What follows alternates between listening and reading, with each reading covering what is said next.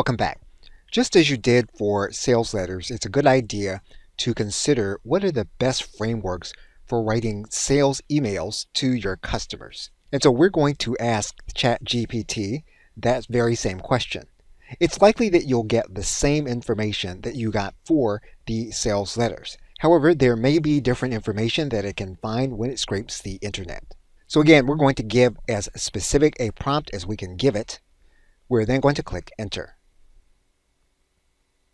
In this case, you'll notice that the information that we received is going to be slightly different from the information that we received in terms of a framework for a sales letter. And so based on this fact, we may choose one of the unique elements that we receive from ChatGPT in order to write our customer sales email. And so we are going to take one of the frameworks and we're going to give the chatbot some additional information about writing the email. And we are now going to click Enter. Now in this case, the framework did not seem to help the chatbot to write a sufficient email. So in this case, we're just going to ask the chatbot to write an email selling the product. And this time, we're going to instruct the chatbot not to mention the price. We're now going to click Enter.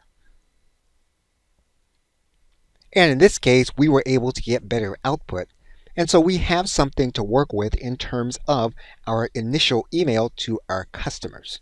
What you can do with the context that you have, as long as you continue to keep a conversation about the same project, you will then be able to use all of the previous information in order to give you content starters for specific pieces of content.